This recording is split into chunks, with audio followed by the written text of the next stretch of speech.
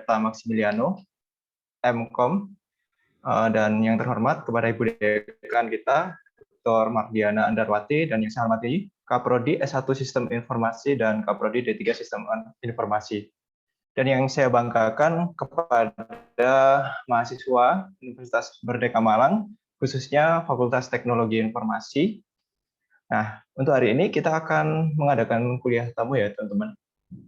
Sebelumnya, saya akan memperkenalkan diri. Mungkin ada beberapa teman-teman yang masih belum kenal ya. Perkenalkan, nama saya Firnanda. Di sini saya sebagai dosen teknopreneur, dan bisa dilihat juga di belakang saya, untuk dosen teknopreneur yang lain ada Bu Devita, MPD, dan ada Bu Firi, Puspa, terus ada Bu Riza, Muhammad, dan Bapak Himawan. Baik, di acara berbahagia ini kita panjatkan puji syukur kepada Tuhan Yang Maha Esa, yang mana pada hari ini kita dapat berkumpul dengan keadaan sehat walafiat. Baik, tanpa berlama-lama, saya akan membacakan untuk rundown untuk kuliah tamu pada hari ini, yaitu yang pertama ada pembukaan ya, dan pembacaan CV oleh saya, dan selanjutnya ada pemateri atau pemaparan materi oleh Bapak Erta, dan yang terakhir nanti ada Q&A atau question and answer, dan yang terakhir adalah closing. Baik, mungkin langsung saja saya izin untuk share screen. Nah, ini apakah share screen saya terlihat? Atau bagi teman-teman mahasiswa, silahkan open cam semua dong, supaya itu ya, supaya kita kenal semuanya lebih dekat. Baik, mungkin ada yang dari universitas lain mungkin, karena kuliah tamu ini umum ya, kayak gitu. Mungkin ada tapi teman-teman malu ya. Oke, ini adalah profil dari Bapak Erta Maximiliano, lahir Malang 5 Maret 1989, menempuh pendidikan SMA Negeri 10 Malang, S1 Ilmu Komunikasi Unmer. Sangat bangga sekali ya. Untuk hari ini kita kehadiran alumni dari Universitas Merdeka Malang. Selamat datang Bapak Erta, dan menempuh pendidikan S2 di Ilmu Komunikasi Universitas Dr. Sutomo Surabaya. Tentunya pengalamannya sangat banyak ya. Ini sebagai co-founder Komisaris CV Cakrawala Kreatif pada tahun 2011 sampai 2017, dan co-founder Direktur PT TBS atau tokobutuh.com 2016 sampai 2001, dan yang terakhir sampai sekarang yaitu founder dari dan Direktur 7 Days Creative Labs.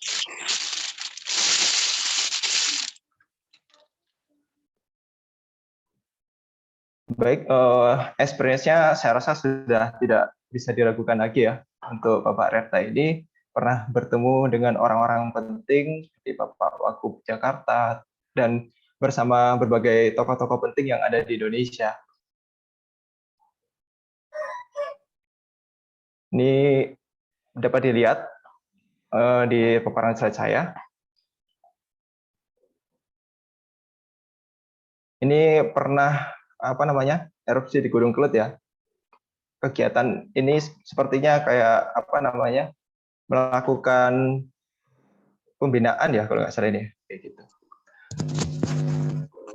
Baik, mungkin nanti bisa dijelaskan oleh Bapak Erta sendiri ya terkait boleh. Ini untuk profilnya seperti ini supaya lebih jelas lagi. Ya. Boleh. Baik, kita langsung aja ya mungkin Bapak ya, untuk mempersingkat waktu, langsung saja kepada Bapak Erta. Silakan untuk memaparkan materi terkait teknopreneur.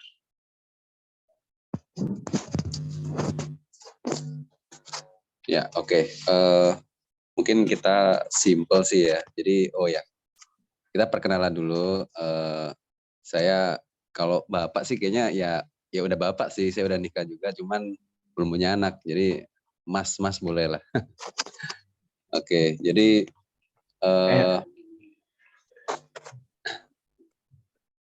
suara kami jelas ya, sinyal kami jelas ya di sini ya. Iya, jelas Bapak. Oke, ya. Jadi saya dulu juga berkuliah kebetulan di Unmer juga, Unmer Malang. Saya di Fakultas FISIP ya, di Ilmu Komunikasi. Saya mengambil jurusan Ilmu Komunikasi. Jadi dulu saya masuk di tahun 2010 tepatnya, dan kemudian kami berkuliah selama kurang lebih ya, karena saya waktu juga merintis usaha ini dari kuliah. Jadi kita baru lulus setelah 5 tahun, tapi it's okay, semua nggak ada yang salah. Yang penting adalah finishnya gitu. Jadi so far sih gini ya, dalam hal ini sih saya hanya pengen sharing, artinya dengan rekan-rekan dari FTI ya, bagaimana kita memiliki mindset technopreneur dari sejak kita masih mahasiswa. Jadi hal yang pertama, kalau menurut saya adalah mahasiswa itu harus memiliki mindset terlebih dahulu. Ya, itu yang saya lakukan ketika saya awal kuliah semester, ya saya baru timbul mungkin di semester 2 ya. Jadi saya semester 1 masih mencari jati diri, masih main ke sana ke sini. Kebetulan ternyata lingkungan kuliah saya waktu itu bagus gitu. Jadi saya termotivasi untuk menjadi seorang entrepreneur waktu itu. Nah, jadi pada saat kita masih aktif berkuliah, paling tidak kita memiliki mindset sejak sekarang untuk menjadi seorang pengusaha. Nah, pengusaha, kalau kita bilang pengusaha muda lah, itu zaman sekarang bisa dibilang itu sesuatu yang keren gitu. Dan nggak susah kok. Ya memang untuk menempuh itu kita hanya butuh sebuah proses. Kemudian untuk kita menjadi seorang technopreneur, kuliah itu jangan sekedar kita untuk belajar kemudian ya syukur yang penting kuliah kan gitu. Mindset seperti itu yang harus kita agak jauhkan ya. Jadi kita sebagai seorang wirausahawan harus punya relasi atau jaringan yang kuat. Nah, jadikan tempat suasana kuliah itu adalah tempat untuk membina jaringan yang banyak, ya. Termasuk dosen-dosen. Jadi nggak harus kita banyak teman di lingkungan mahasiswa, tapi dekati dosen-dosen. Karena seorang dosen adalah seorang yang sudah berprofesi, ya sudah berprofesi, kemudian mereka sudah berpikir tentang sebuah pekerjaan dewasa pastinya. Nah, banyaklah waktu bersama mereka. Artinya jangan sungkan, jangan malu, mereka pasti welcome. Jadi tentunya di Unmer, kenapa saya pilih Unmer? Karena menurut saya dosen-dosen juga oke lah gitu. Mereka sangat korporatif gitu. Nah, jadikan media kuliah ini menjadi ajang kita untuk bisa kenal semuanya yang ada di dalam situ. Termasuk syukur-syukur ke rektorat, nggak ada masalah. Dalam hal ini adalah kita pengen belajar, gitu. Tidak hanya belajar tentang ilmu sesuai jurusan kita, tapi kita pengen dengar pengalaman-pengalaman para dosen. Karena seorang dosen itu kan sudah jadi ya, mereka sudah jadi sebuah profesi, mereka sudah mendahului secara pengalaman dari kita. Nah, kita nggak ada salahnya untuk belajar dari mereka, siapapun. Intinya banyakin jaringan termasuk dosen. Syukur-syukur di teman-teman kita juga pikirannya adalah bisnis dan bisnis. Itu lebih bagus tuh. Jadi kita malah bisa berkolaborasi. Misal selesai pulang kuliah kita kemana nih? Oh, kita coba belajar coding yuk. Yuk belajar bikin proposal yuk. Yuk coba kita kenalan-kenalan ke perusahaan-perusahaan ini yuk. Barangkali mereka tertarik dengan proyek kita, entah bikin aplikasi atau proyek semacam itulah, seperti itu. Nah, kemudian dan harus yakin menjadi seorang entrepreneur ya, ataupun technopreneur, wirausaha, penguasa, itu adalah kunci sebuah kesuksesan gitu. Jadi ada istilah kalau mau kaya itu ya usaha kan gitu. Bukan kita tidak bilang seorang karyawan itu tidak kaya, enggak. Itu mindset aja sih. Jadi hanya itu sebuah passion. Kalau saya bilang seorang pengusaha itulah harus punya passion dan menganggap sebuah profesinya ini sesuatu yang ya ini loh, ini pekerjaan saya. Ya, menjadi seorang karyawan ataupun PNS itu nggak ada salah sih, gitu. Nggak ada salahnya. Semua menghasilkan uang. Hanya kita ketika membuat atau mencanangkan diri kita sebagai entrepreneur, kita memiliki tujuan yang menurut saya lebih mulia. Gitu. Artinya seorang pengusaha pasti akan berusaha memiliki karyawan untuk membantu bisnisnya. Artinya apa? Kita membantu orang lain. Kita menafkahi orang lain. Artinya kita punya sisi-sisi mulia yang menurut saya ini hukum yang ketika nanti rekan-rekan terjun di dunia bisnis akan menemukan mukjizat itu. Ketika kita memberi rezeki kepada orang lain, atau dalam hal ini mungkin karyawan kita gitu, atau partner kita, nggak akan disangka kok rezeki akan lebih banyak datang ke kita. Gitu. Makanya kalau kita lihat pengusaha-pengusaha sukses pasti karyawannya banyak gitu. Nah, itu sudah pasti. Artinya menjadi seorang pengusaha itu jadikan itu passion, ya passion dan kalau memang sukses pasti kaya kan gitu. Tapi ada hal lain adalah kita memuliakan orang di situ, yaitu karyawan-karyawan kita. Kemudian terlepas dari itu kita masih muda ya, rekan-rekan masih rata-rata ini nggak tahu ini semester berapa ini ya rata-rata ya. Ada yang baru semester masih muda mungkin ya kan, tapi harus punya semangat gitu. Jangan loyo ya, kita masih muda dan itu saya lakukan. Jadi saya merintis awal usaha saya di 2011, berarti kan waktu itu saya di sekitar menjelang masuk semester 3. Nah, di semester itu saya berpikir saya harus start sekarang gitu. Kalau saya start baru selesai kuliah, ya otomatis kesuksesan mungkin akan mundur gitu. Jadi ketika saya semester 1-2 adalah pemantapan untuk berpikir, eksekusinya saya di semester 3. Tepatnya di 2011 saya membuat CV dan partner saya adalah kebetulan waktu itu dosen saya sendiri. Jadi saya nggak usah cari orang lain. Gitu. Kuncinya adalah kita berpartner dengan orang yang kalau bisa lebih hebat dari kita. Kita bisa saling mengisi di situ, kolaborasi, ya berkolaborasi. Kemudian sisi-sisi jiwa muda kita harus lebih kuat ya. Jangan menjadi pribadi yang loyo, kemudian berpikir kita masih muda gitu loh. Artinya masih muda, masih bisa santai. Tapi hidup ini sangat-sangat apa ya, kalau kita bilang perubahan cepat sekali. Kalau kita kalah start sekarang, kita bisa nggak dapat apa-apa ntar.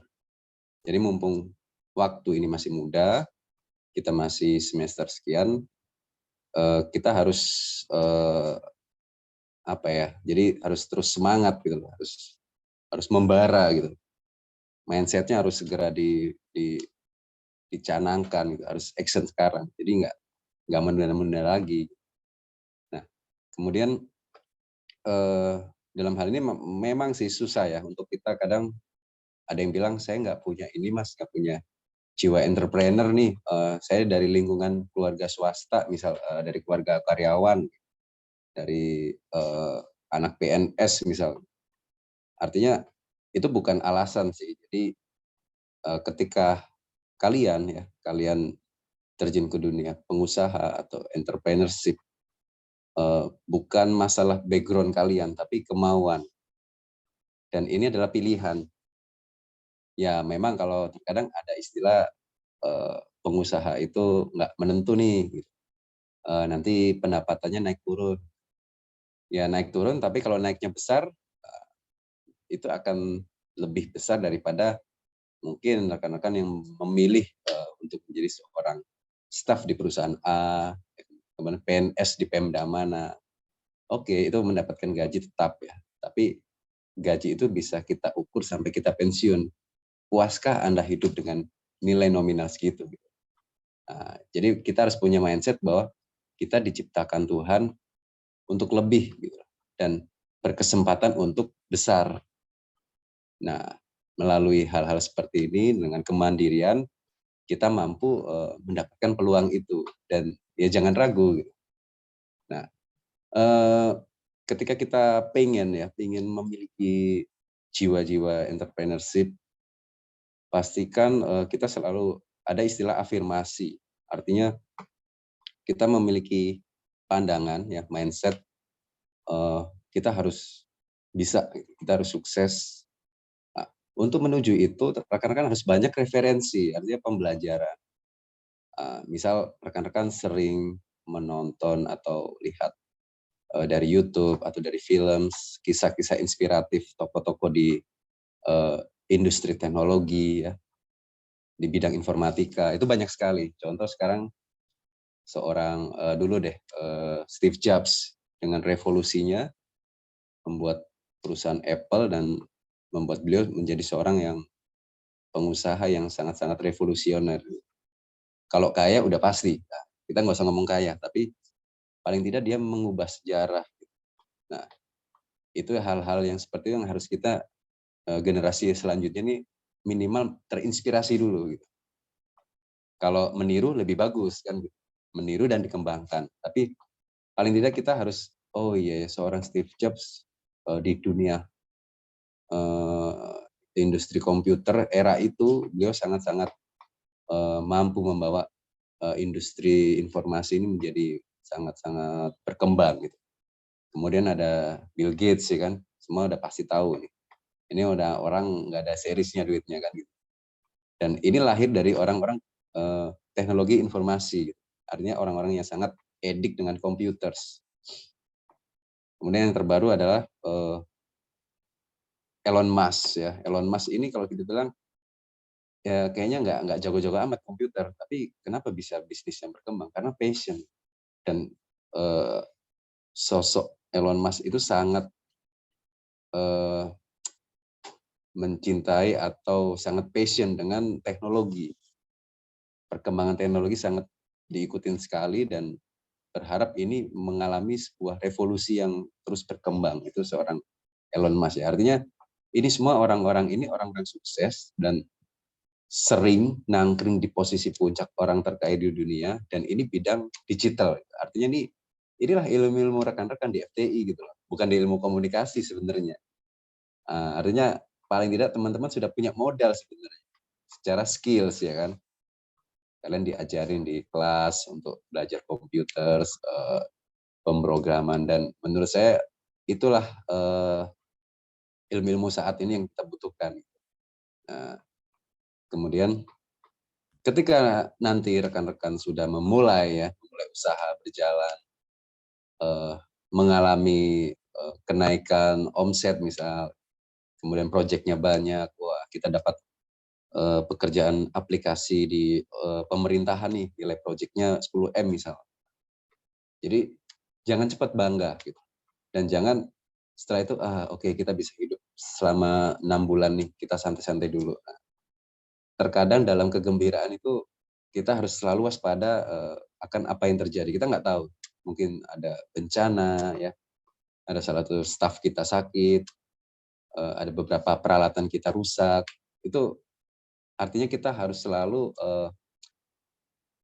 menjaga jangan terlalu cepat puas gitu. Kita harus tetap hati-hati bahwa usaha ini pasti akan banyak cobaan gitu.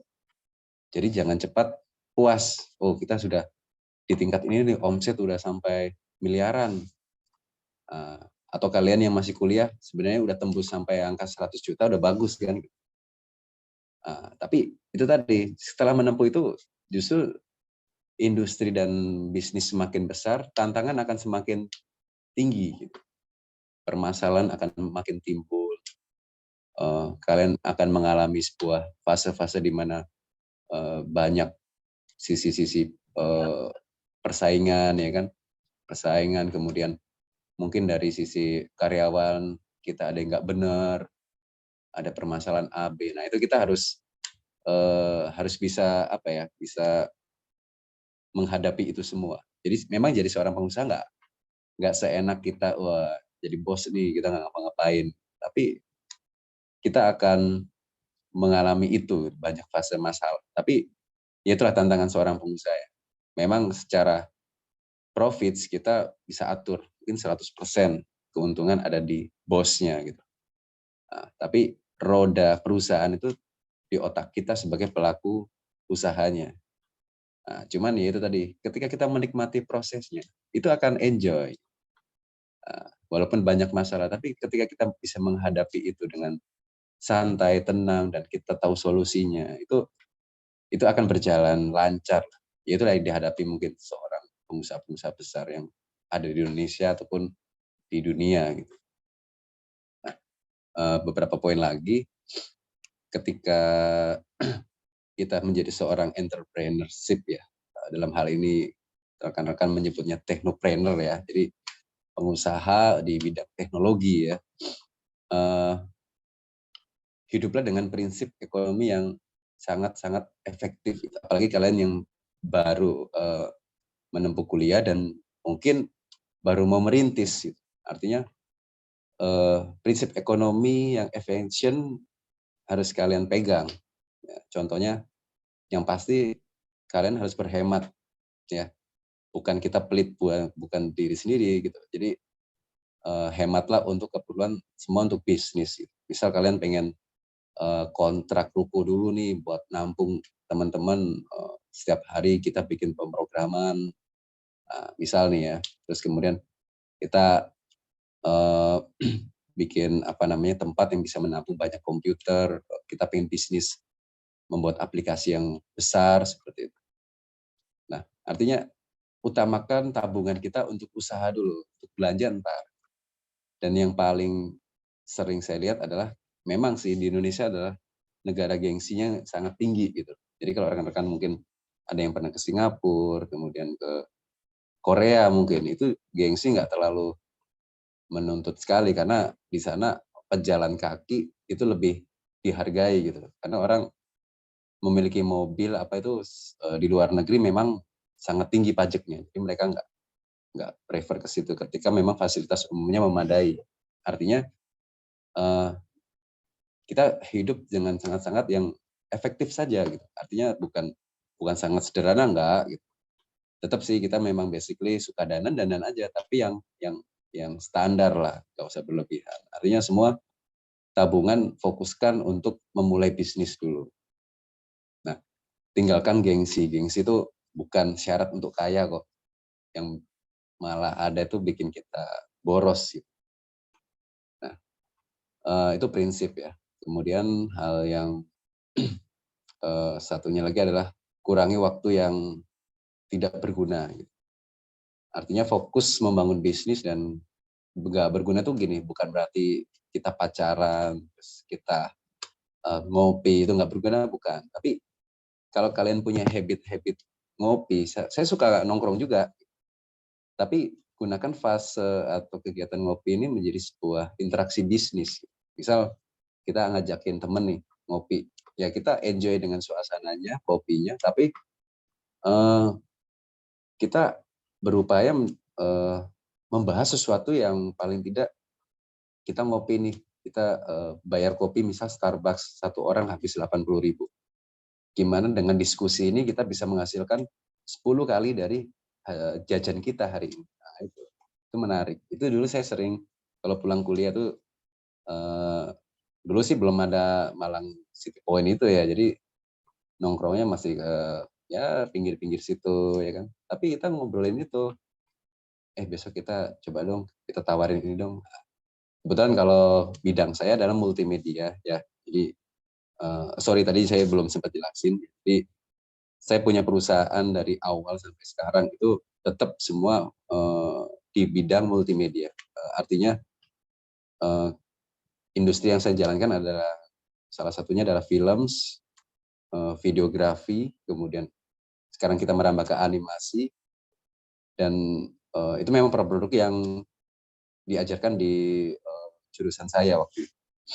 Nah, sebenarnya ketika saya menjalankan usaha yang sudah saya rintis dari lama, saya juga menemukan kebutuhan-kebutuhan akan informatika.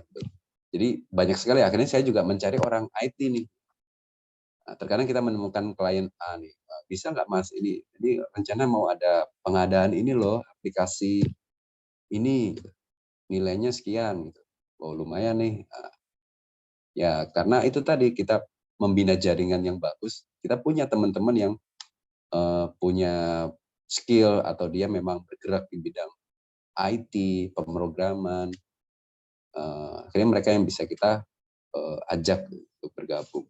Nah, jadi artinya kebutuhan produk-produk IT di luar saat ini sangat-sangat menjanjikan gitu. Dan kita nggak bisa memungkiri kita hidup dengan teknologi. Sekarang aja gadget udah seperti ini kan, Android ya. Artinya inilah orang-orang technopreneur gitu. Ini perannya saat jadi bukan kalau saya bilang dunia kedokteran oke lah, kedokteran orang pasti sakit. Tapi tidak ada revolusioner dalam bidang kesehatan menurut saya. Kemudian orang ekonomi, menurut saya orang akan bisa menemukan ilmu-ilmu ekonomi di lapangan. Apalagi komunikasi seperti saya. Sebenarnya saya mendapatkan banyak sekali ilmu komunikasi ya di lapangan. Ketika kita ketemu banyak orang, kita bisa sharing tentang public speaking. Tapi ilmu IT ini yang menurut saya sangat-sangat luar biasa. Nah, yang terakhir adalah fokuslah pada rintisan. Ya, jadi kalau rekan-rekan saat ini sedang merintis, ya ada yang merintis atau memang sudah berjalan atau baru mau start, fokuslah dengan satu hal dulu. Ya, misal kalian pengen menciptakan sebuah brand jasa untuk pengadaan aplikasi, fokus itu aja. Jadi nggak usah, kan IT ini luas ya, kita bisa buat apa aja gitu. Tapi kita jangan banyak pilihan, kita fokus dengan satu ilmu aja. Kemudian temukan segmen pasarnya dan jadilah besar di situ. Kemudian ketika nanti kalian sudah menemukan sistemnya, pasarnya sudah dapat, kalian buat apapun itu bisa, karena kalian sudah punya sumber daya yang sudah berjalan. Seperti yang saya kerjakan sekarang, saya saat ini lebih fokus di institusi TNI Polri. Kalau dibilang, Mas Reta bisa nggak bikin film atau dokumenter tentang sebuah pernikahan gitu? Bisa aja gitu loh, tapi itu bukan segmen kita. Kemudian banyak tawaran juga beberapa perusahaan-perusahaan. Kita sih bisa-bisa aja. Akhirnya saya forward ke rekan-rekan jaringan yang lain karena kami sementara ini masih fokus di institusi TNI dan Polri seperti itu. Dan akhirnya di bidang itulah kita bisa fokus dan menjadi seorang spesial. Nah, kita punya brand di situ. Nah, tentunya kalian juga sama menjadi seorang technopreneur yang seperti apa, harus punya karakter. Seperti seorang Elon Musk ya, karakternya sangat-sangat revolusioner ya. Steve Jobs juga begitu. Kalian juga harus menentukan saya mau jadi orang yang seperti apa. Kemudian unit bisnis yang seperti apa itu harus punya. Ya. Jadi pada intinya adalah menjadi seorang technopreneur. Memulai waktu yang tepat adalah saat sekarang. Gitu. Apalagi dengan kalian notabene sudah menjadi seorang mahasiswa, jangan menunggu kalian lulus. Kuliah ya, kesibukan kuliah itu bukan alasan. Gitu. Saya dulu juga sibuk kuliah, tapi ketika kita sudah berkomitmen membangun bisnis, bisnis adalah sebuah kewajiban ya, tanggung jawab. Bukan karena gini, kita pada saat itu saya berpikir di semester 2 saya harus bisa mandiri. Saya akhirnya ketika membuat perusahaan pertama, di semester 3 saya meng-cut semua pemasukan dari orang tua. Jadi walaupun waktu itu masih minim omset kita, tapi ya itu kita harus bisa. Memang terkadang inisiatif ini kita akan tumbuh ketika kita di dalam kondisi yang sangat-sangat terdesak. Nah, dan memang seperti itu, ketika kita di kondisi yang mampu, semuanya serba ada, itu kita akan terlena. Nah, ya mungkin di antara kalian memang sudah terlahir berada. Tapi ingat, justru itu tantangan. Karena kondisi saat ini akan berbeda di kondisi ke depan. Tetap kemandirian harus kita raih sekarang. Walaupun orang tua kalian mampu, kita nggak tahu ke depannya. Mereka apakah masih mampu membiayai kita. Daripada kita berasumsi seperti itu, kita pikir terjeleknya aja. Seolah-olah besok kita sudah nggak bisa hidup, nggak bisa makan. Nggak ada dukungan uang saku dari keluarga. Itu karena harus punya mindset mandiri seperti itu. Akhirnya mau nggak mau kalian harus bekerja sendiri. Dalam hari ini membangun bisnis, menjadi seorang technopreneur. Jadi mungkin kalau dari saya sih beberapa, kalau kita bilang sharing ya, beberapa poin yang saya bagi ini semoga bisa menjadi acuan ya atau prinsip buat rekan-rekan dalam membangun atau merintis menjadi sosok seorang technopreneur yang hebat ke depan. Oke, mungkin dari sini ada rekan-rekan atau mahasiswa yang pengen sharing dengan kita. Baik, terima kasih Bapak Erta atau Mas Erta ya tadi ya Mas ya. Iya, kalau Ya. bapak-bapak makanya Mas aja lah, biar tampil muda kita. Iya, ya.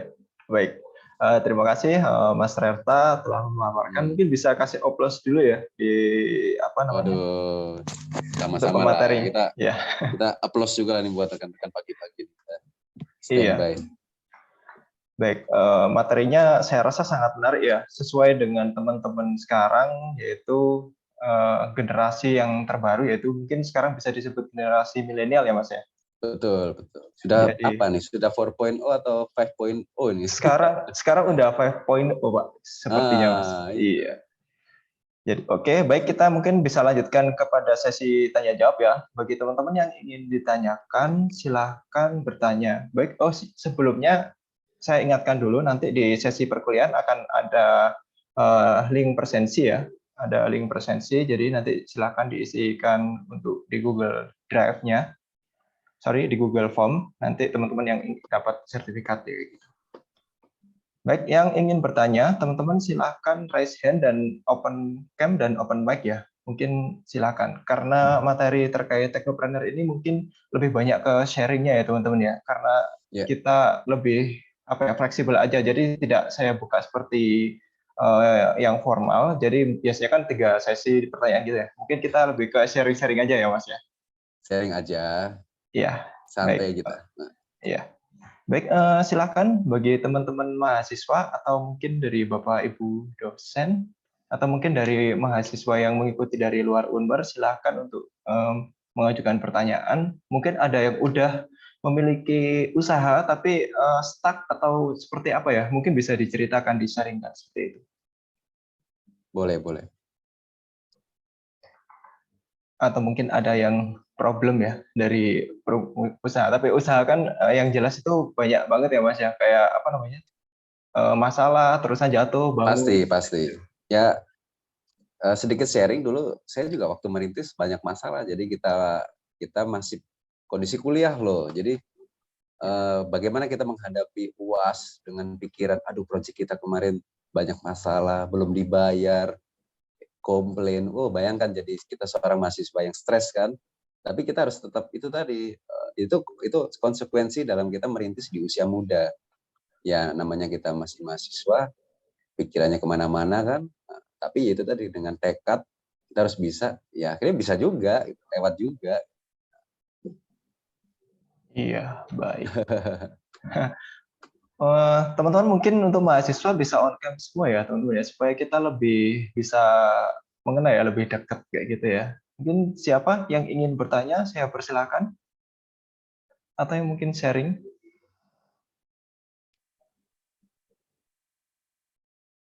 Mungkin mau tanya bagaimana kita merintis ya.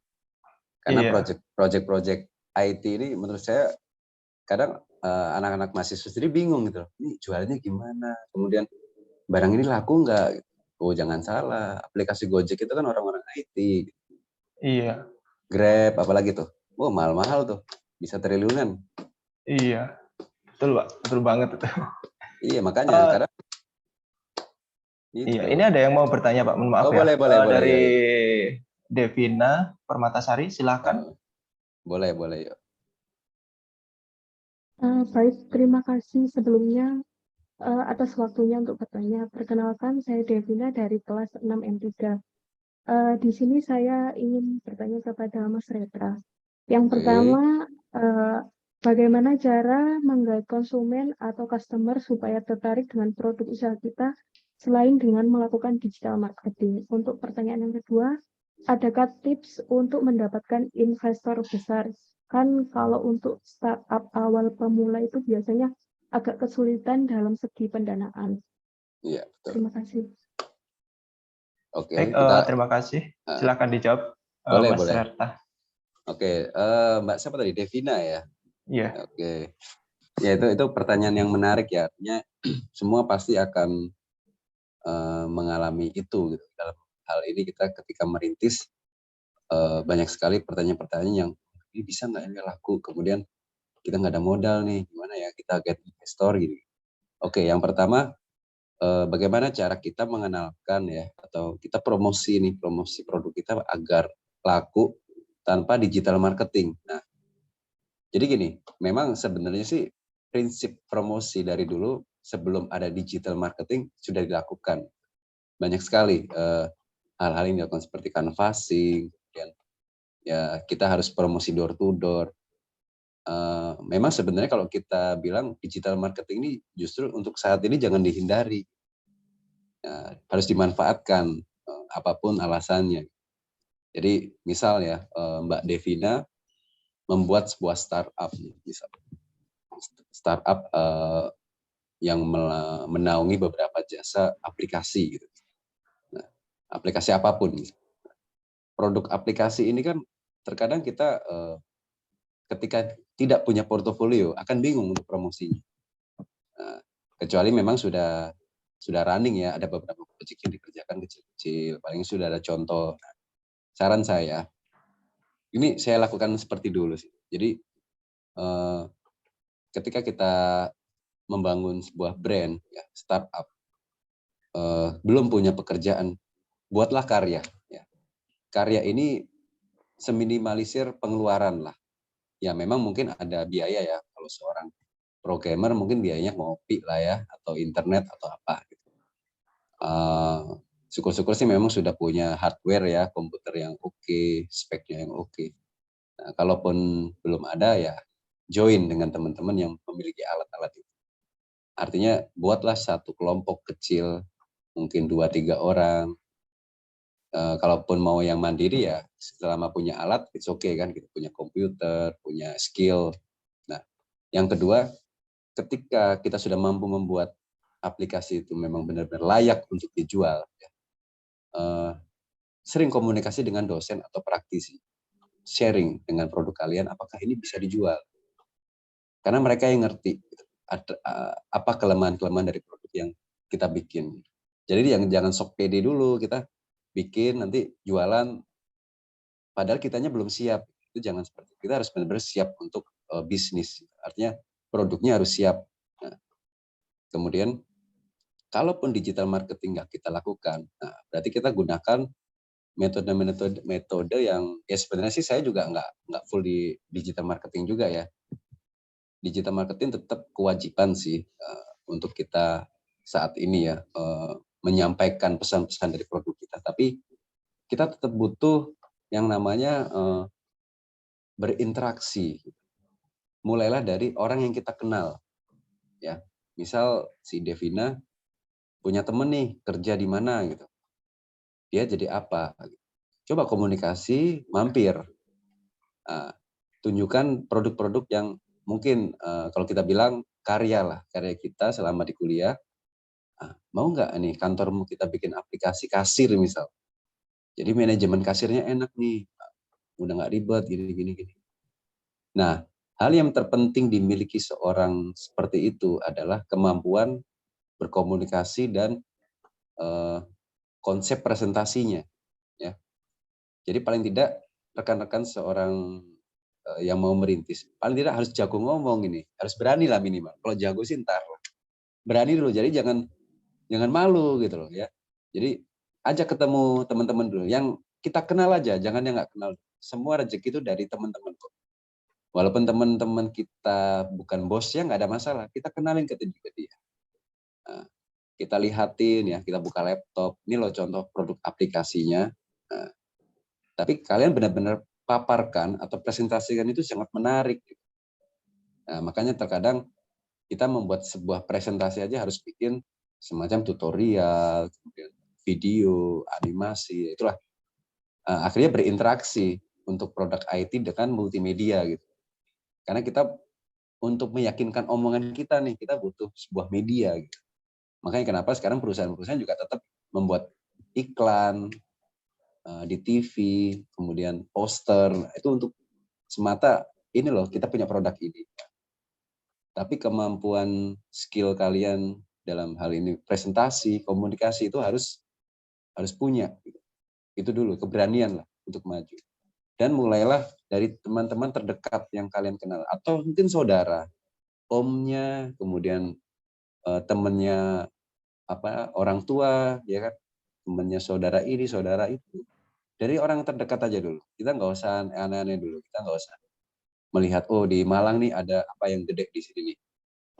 Misal di sana ada pabrik rokok, kita ke sana nih nawarin ini aplikasi pergudangan misal. Oh ini ada banyak hotel, kita bisa bikin website, paketnya murah-murah aja.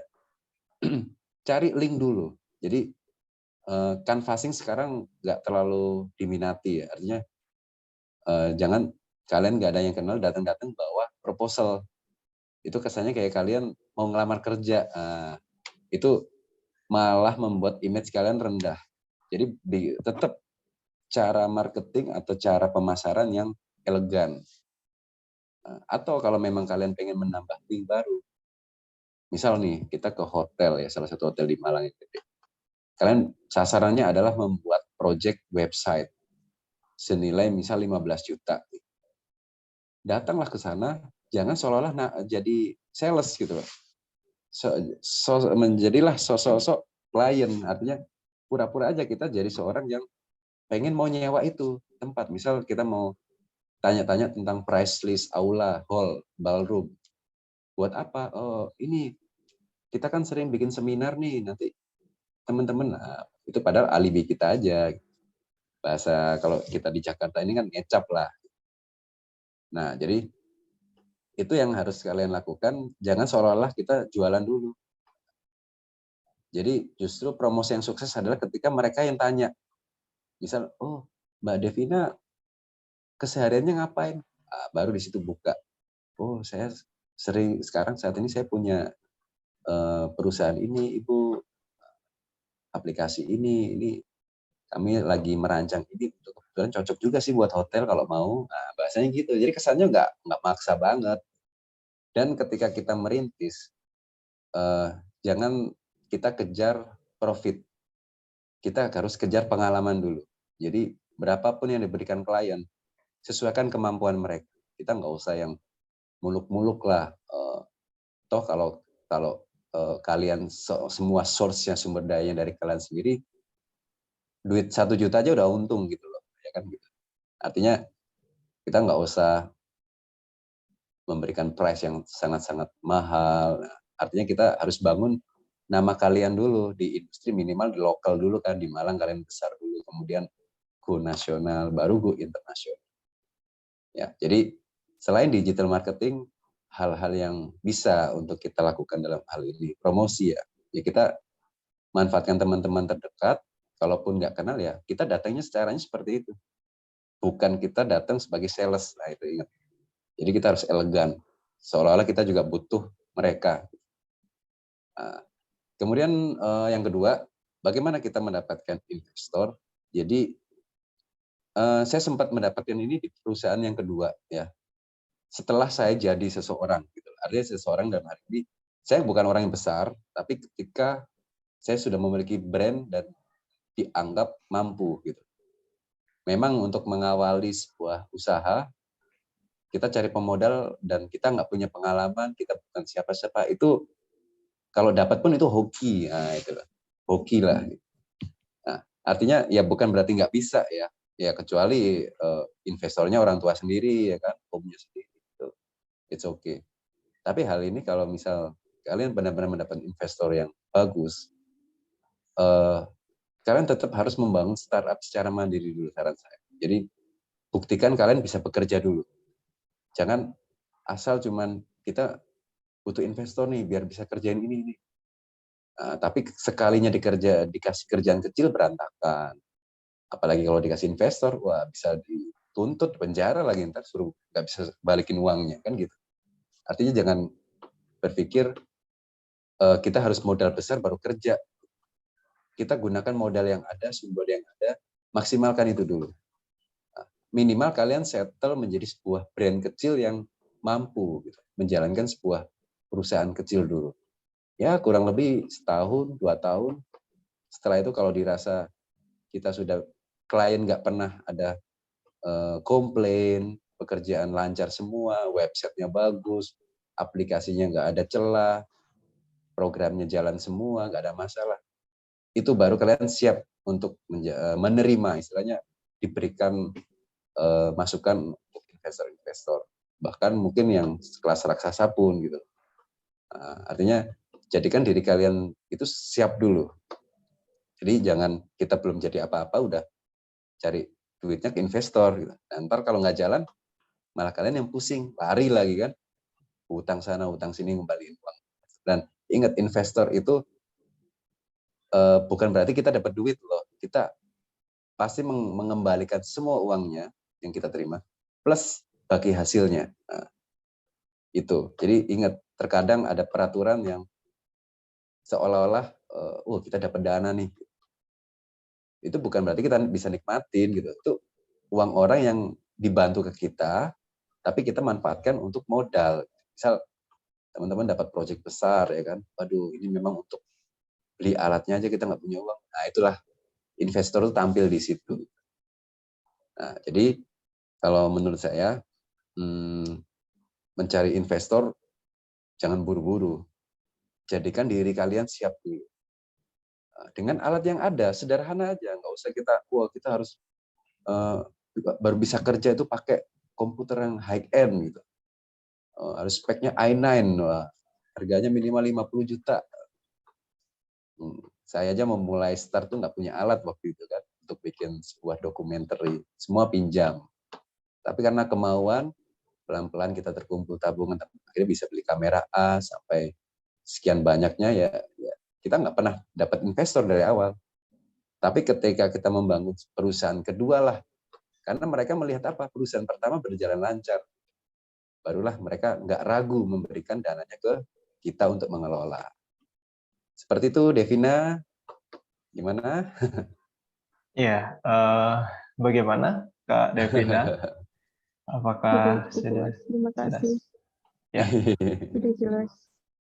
Sudah jelas ya.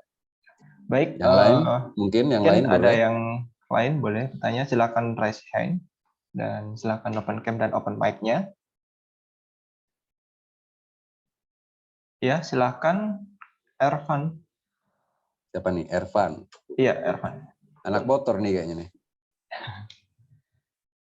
Wis, wajahnya udah IT banget ya. IT banget. Sebelumnya, Assalamualaikum warahmatullahi wabarakatuh. Waalaikumsalam. Perkenalkan, nama saya Armando Sidarvandu dari kelas 8G. Saya mau tanya sama Bang Renata. Misalkan yang pertama itu, apakah harus dengan melalui usaha? Yang misalkan kita miliki usaha adalah usaha dagang. Apakah harus melalui usaha itu sendiri atau bisa melalui dengan sebuah video untuk menunjang perdagangan kita. Terus yang kedua, mungkin agak sedikit cerita sekaligus bertanya. Boleh. Saya pernah mempromosikan sebuah usaha dari teman saya, berjalan kurang lebih kalau dihitung dari sekarang udah 4 tahun. Nah, itu usahanya di bidang bisa dibilang di bidang vapor. Vapor, oke. Terus kemudian dia selalu cerita sama saya antara naik turun, dari kalau misalkan awal bulan banyak yang beli, terus kemudian nanti kalau pertengahan bulan agak turun, apalagi akhir bulan gitu, Bang. Terus Oke. saya coba bantu untuk mempromosikannya kemarin di tanggal 25 Juni ini.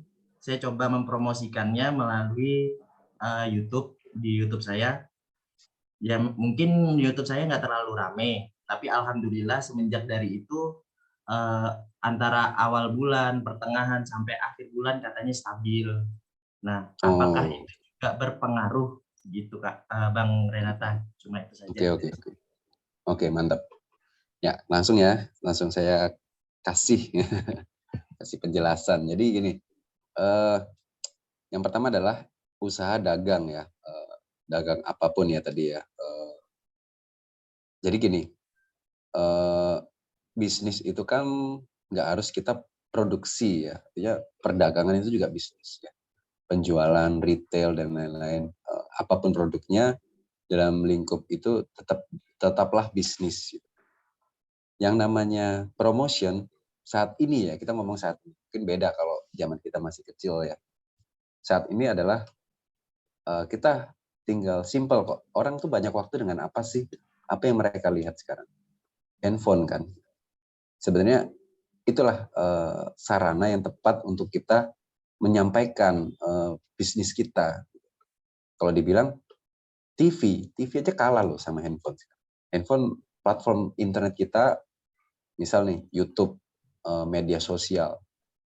Sekarang kita bisa survei aja, orang, manusia lebih banyak waktu dengan apa? Media sosial, ataukah TV, ataukah di billboard jalan-jalan, videotron. Nah, masalah media publikasi atau sarana promosi ini yang harus kita riset gitu loh. Misal nih, kamu tadi misal usahanya di kota, orang kota pasti begitu. Beda dong kalau kita segmennya misal di daerah, misal nih yang jauh banget, misal di mana, Maluku atau di daerah Aceh yang tidak ada internet. Nah itu sarana promosinya memang lain. Tapi selama kita tinggal di kota yang dengan sarana internetnya tinggi, pasti, apalagi segmen kita mungkin di usia muda sampai dewasa, saya rasa nggak mati kok mereka pegang gadget terus pastinya. Jadi kalau dibilang dengan sarana promosi video penting atau nggak penting, menurut saya sangat penting gitu ya. Dan video tuh nggak harus bagus-bagus. Sekarang kalau kita bilang video viral itu menurut saya nggak didesain dengan kamera yang profesional juga gitu. Intinya apa? Kalian punya ide yang keren dalam membuat sebuah sarana promosi. Medianya handphone aja. Sekarang saya lihat orang dagang itu jualannya di TikTok, tapi mereka membuat konten yang menarik. Nah itu memang akhirnya apa? Rekan-rekan harus punya ilmu menjadi seorang konten kreator gitu, mau nggak mau, untuk membantu bisnisnya. Kalaupun nggak bisa, cari teman yang mampu, yang mungkin ya sementara kalau kita belum bisa bayar mereka, ya traktir makan lah sementara nanti. Tapi janji kalau omset udah tinggi, gua bisa bayar lu, nah, gitu. Itu tadi, berdayakan teman-teman sekitar dulu, nggak usah kita pakai vendor-vendor yang mahal-mahal. Jadikan bisnis kita yang paling tidak memang dimulai dari nol gitu. Nah, apalagi perdagangan, dagang itu kan ya kalau gitu bilang banyak saingan ya. Misal dagangnya pakaian, apalagi tadi vapor ini, itu yang jualan nggak cuma satu orang. Nah, cara bersaingnya adalah nggak mungkin dong kamu mau bikin brosur atau sebar bikin baliho di jalan-jalan, biayanya berapa, tinggi kan. Sarana yang murah adalah bikin konten gitu. Media handphone aja tapi yang menarik, misal ada ceritanya, misal dagangnya dagang baju nih gitu, tapi bajunya misal kalian publish lokasi tokonya, kemudian konsep jualannya, syukur-syukur kalian punya temen yang lucu atau menarik, kita endorse dulu, mungkin bayarannya kita kasih satu pakaian misalkan. Ya namanya kita promosi pasti ada pengeluaran ya, tapi selama kalian bisa manfaatin teman-teman sendiri, semata untuk saling membantu. Nanti toh teman yang tadinya bantu kita, dia butuh apa-apa kita bantu juga, gitu. Saling membutuhkan. Nah, kemudian ketika kalian sudah menjalankan bisnis, contoh tadi Vapor ya, sekian bulan oke, omsetnya, kemudian mengalami penurunan. Ya, selama kalian sudah berbisnis, itu akan kalian alami naik turunnya omset. Jadi jangan stres ketika sudah naik, kemudian waduh, bulan ini turun nih drastis. Apalagi misal nih kayak kemarin 2 tahun COVID. Wah, itu kalian pebisnis kuliner tuh apa nggak kasihan kan? Apa nggak stres? Bertahun-tahun buka tiba-tiba tutup. Nggak usah kita lah, segede Pizza Hut aja tutup loh. Sampai jualan-jualan di pinggir jalan kan. Nah, itu segede Pizza Hut. Apalagi yang mungkin kita-kita yang kecil kan. Artinya masalah ini nggak cuma kita, gitu. Tapi perusahaan sekelas internasional pun punya masalah yang besar. Nah, tapi ingat, kita harus bisa mengantisipasi itu dengan inovasi. Gitu. Jadi misal tadi produknya adalah Vapor nih. Nah, Vapor mungkin selama ini kita konsep jualannya itu-itu. Atau produknya itu-itu aja. Nah, kalian harus berpikir dong. Apple aja tiap tahun keluar baru kan. Masa kita Vapor enggak? Minimal tiap tahun lah ada satu produk baru. Nah, nanti dibikin tuh kontennya. Entah Vapornya mau Vapor di dalam air, mau gimana di dalam gua, itu terserah yang menarik. Artinya inovasi. Jadi nggak bisa sih kita usaha flat-flat aja. Oh, udah kita bisnisnya ini udah pasti sukses. Nggak bisa. Aplikasi pun di dunia IT itu juga begitu. Kalau kalian bisa menemukan atau membuat aplikasi yang nggak pernah ada di dunia, itu kan inovasi namanya. Kalian pasti apa? Dicari dan dihargain mahal. Jadi carilah bisnis ataupun inovasi yang baru kalau bisa. Itulah mindset revolusioner yang dilakukan Steve Jobs waktu itu. Gimana komputer ada monitornya kan gitu. Ya. Jadi intinya di inovasi sih. Bukan terus kemudian juga cek benar apakah produk ini diminati atau ada masalah. Jadi naik turunnya omset itu dipengaruhi itu atau memang ada pesaing. Nah, kalian harus cek juga kalian jualannya gimana nih. Ternyata ini ada yang buka dia lebih keren kemasannya. Oh, berarti kita kalah di kemasan. Berarti cari dong teman desainer yang bagus, dikemas yang bagus. Oh, ternyata kita kalah videonya bagus-bagus. Cari teman. Ya memang nggak bisa sih kita kerja sendiri. Harus berinteraksi dengan teman-teman yang beda skill. Ya, bahasanya kan kalau teman kan itu aja. Ya lu bantu gua dulu dong. Ntar lu butuh Vapor gua kasih. Nah, kan kayak gitu aja, barter aja. Namanya masih mahasiswa kan gitu. Itu. Mungkin gitu sih, gimana? Ya, Sudah sebagai terjelaskan? gimana Mas Arfan? Oke, baik. Saya rasa diskusinya cukup menarik ya, Mas Rarta ya. Jadi untuk membahas terkait technopreneur ini sepertinya nggak pernah ada habisnya karena seiring berkembangnya zaman itu setiap tahun pasti ada update-nya dan yang tidak berinovasi, saya rasa itu bakalan tertinggal. Sebagai contoh kayak Nokia itu ya dulu ya. Kalau zaman dulu Nokia kan benar-benar kayak Max sekarang gitu. Waduh, kalau dulu saya tuh pernah punya HP itu di SMP gitu, kita udah kayak sultan kan. Iya, sekarang sultan. Itu tadi karena kalau kita teman-teman lihat ceritanya kan mereka terlena. Ternyata ada BlackBerry, ada Apple. BlackBerry kan juga gitu, terlena juga kan. Ketika dia sudah mengalami omset yang menjadi trendsetter, nggak terkalahkan. Ada Android, ada Apple, selesai dia.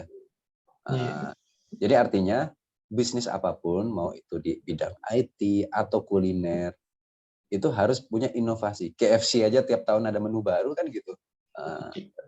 Itu jadinya. Iya Mas. Baik, saya rasa tak terasa ya, udah jam 10 udah jam 10 ya? Iya, nggak kerasa. Aman. Baik, mungkin bagi teman-teman yang masih memiliki pertanyaan, nanti bisa langsung kontak ke Mas Rarta aja mungkin ya, kayak gitu ya. Ini ada satu lagi ya, mau tanya. Oh, ada lagi? Boleh deh, boleh. Ya. Mungkin kasih satu lagi deh. Gak apa-apa. Oke, silakan. Gak apa-apa. Faren ya? Ya, silakan. Feren Cindy, oke. Halo. Tanya, apa Ya. tantangan terbesar menurut Bapak saat menjalankan startup? Tantangan terbesar menjalankan startup. Oke. Oke, itu aja. Oke. Tantangan terbesar untuk menjalankan startup. Terkadang kita memulai aja udah tantangan nih. Nah, apalagi kalau kita memulainya nggak ada duit kan, tantangan sekali. Jadi gini, kalau kita berbicara tantangan sih semua banyak tantangan, tapi kita hadapi aja dengan senyuman. Nah, itu kuncinya. Jadi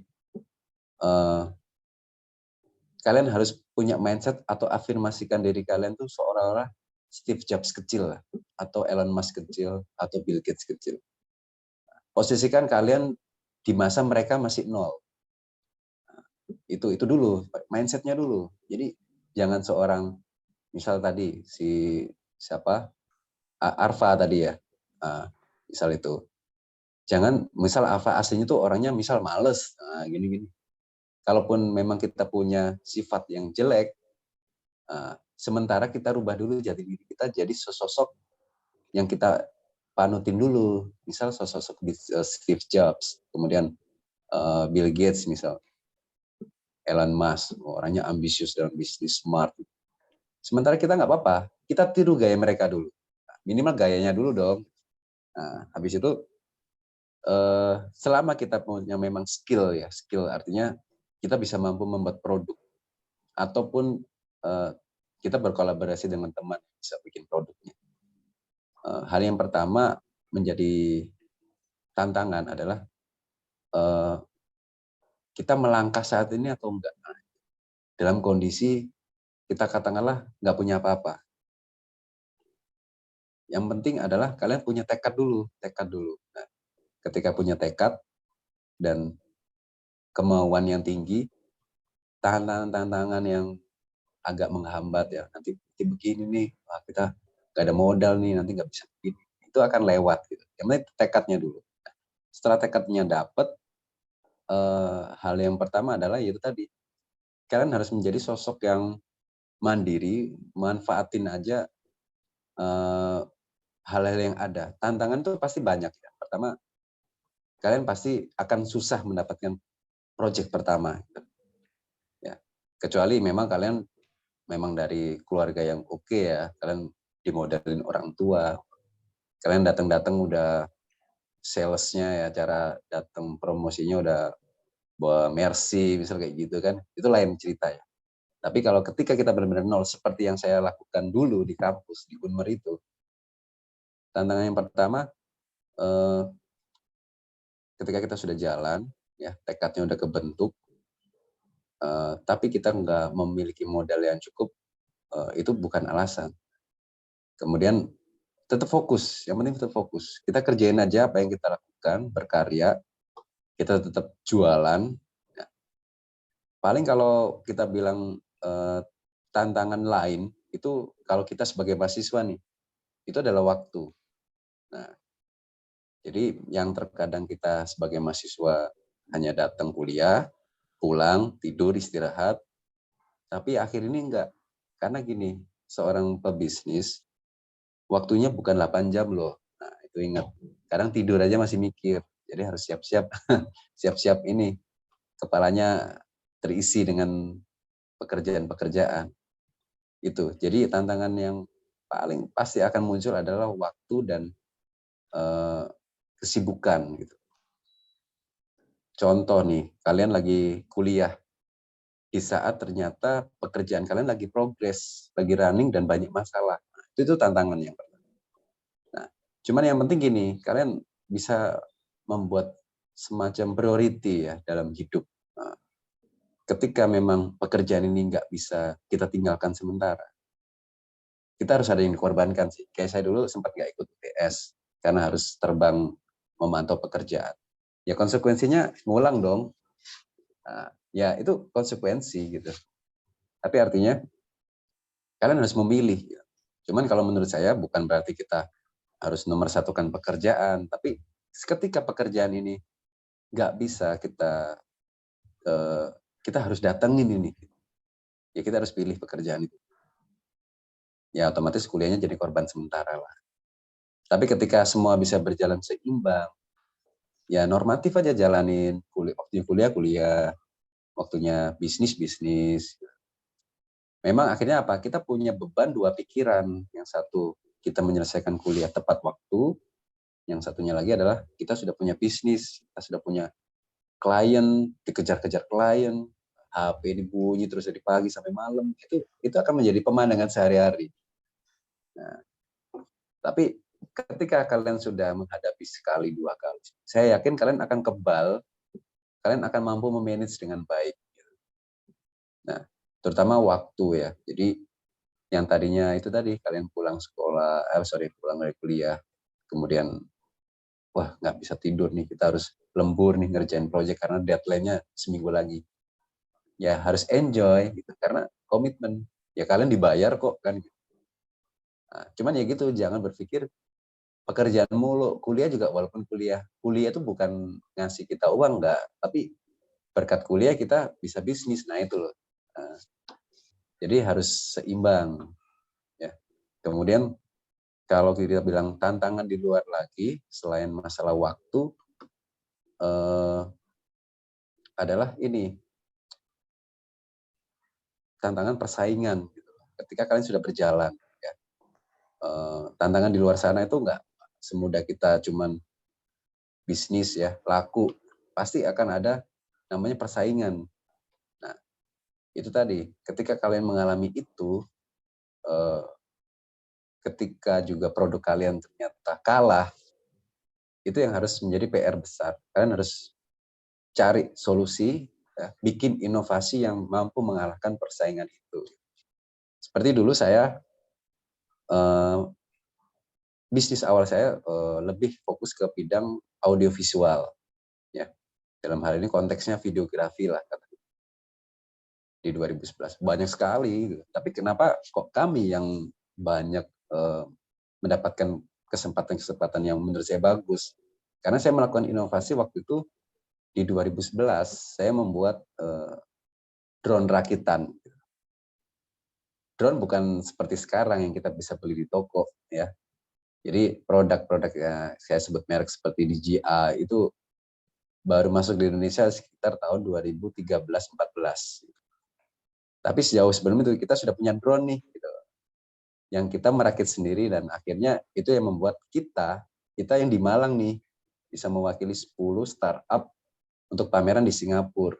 Yang lain tuh pameran aplikasi, games, animasi. Kita bawa drone nih dari Malang loh. Yang lain tuh dari Jakarta, dari Bandung, Semarang, kota-kota besar. Ya kita kota besar juga sih, tapi paling nggak kita yang di wilayah timur nih bisa bersanding gitu dengan 10 terbaik. Waktu itu di event namanya Komunik Asia. Jadi itu pameran semua karya kebanggaan semua daerah di Asia ya. Kumpulnya di Singapura setiap tahun tuh. Nah, itu yang harus kita lakukan untuk menghadapi tantangan yang ada ya. Intinya adalah kita harus optimis ya, optimis dalam bisnis. Kemudian ketika bisnis berjalan, inovasi, itu aja sebenarnya. Sampai saat ini kami juga terus inovasi gitu. Jadi saya pun enggak yang semata-mata bisnis itu aja, terus berpikir besok bikin apa ya. Nah, kadang saya kalau ngopi itu nyari inspirasi sebenarnya. Misal saya lagi di tempat kopi apa di sini. Kadang saya kalau sudah buntu, saya cari teman yang beda bidang, jangan sama bidang. Misal bidang pertanian gitu. Saya ajak ngopi teman itu. Nah, dari situ dia cerita, oh di bidang pertanian itu begini. Bisa sinergi nggak dengan bidang kita? Nah, itu kan akan timbul sebuah produk baru. Nah, jadi sebenarnya untuk memulai inovasi itu, kalau dibilang sulit, kalau kita udah buntu, undang teman. Barangkali dia ada masukan. Ya, itu tadi, kita nggak bisa hidup sendiri. Makanya bisnis juga, jangan jadi seorang bisnismen yang one man show. Gitu. Kalian harus teamwork, syukur-syukur suatu saat punya karyawan banyak. Gitu sih. Iya. Bagaimana Ya. Kak Faren? Apakah sudah jelas? Sudah jelas, makasih Pak. Oke. Baik, tentunya sangat menarik sekali ya Mas Leta ya. untuk Siap. pertanyaannya. Saya rasa sangat-sangat bagus juga.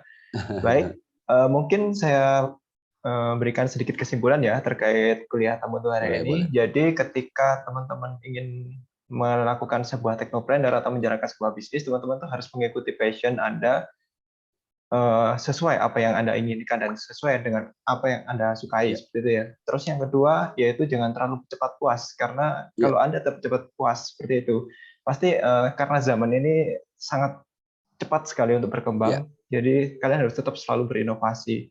Dan yang terakhir, prinsip ekonomi yang sangat efektif dan hidup yang efektif. Jadi teman-teman nggak perlu mikirin gengsi. Jadi gengsi Ya. itu kalau di Indonesia mungkin banyak ya gengsinya ya. Tapi Iya. kalau seperti dibilang Mas Reta tadi, kalau di luar negeri itu nggak ada namanya gengsi. Orang jalan kaki di sana. Iya, yang paling penting yaitu hidup efektif. Oke, baik. Sebelum kita akhiri, saya berterima kasih sekali pada Mas Reta yang bersedia untuk Sama-sama. menyediakan waktu. Baik, untuk sebelum kita akhiri, kita foto bareng aja mungkin ya. Kita foto bareng di slide. Ya, silakan open cam semuanya. Ini sangat banyak sekali yang mengikuti, di 204, Mas. Sangat-sangat menarik ini informasinya. Baik, saya screenshot di screen 1.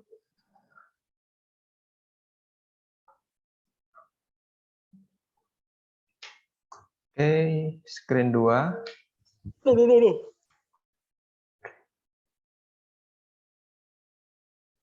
Screen 3.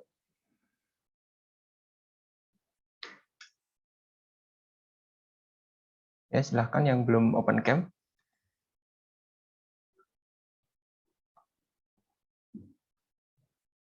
Screen 4.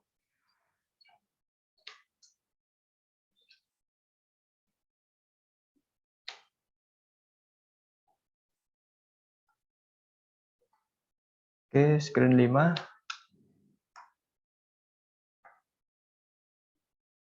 Screen 6. Sangat banyak sekali ya. Sampai 9 ini. Screen 7. Screen 8. Oh, sampai 8 ternyata. Mantap. Ya. Baik. Jika teman-teman nanti masih ada yang ingin bertanya, nanti bisa langsung kontak atau follow Instagramnya dari Mas Reta ini ya. Share screen-nya saya pasti sudah kita respon. Ya. Baik, mungkin itu dulu yang bisa kita sampaikan. Mungkin saya sebagai moderator izin untuk mengundurkan diri. Terima kasih kepada Bapak Reta dan terima kasih kepada semua panitia yang telah bersedia untuk menyediakan kuliah tamu hari ini. Saya Firanda, selaku moderator, saya ucapkan selamat siang dan Assalamualaikum warahmatullahi wabarakatuh. Waalaikumsalam warahmatullahi wabarakatuh. Terima kasih Mas Reta. See you.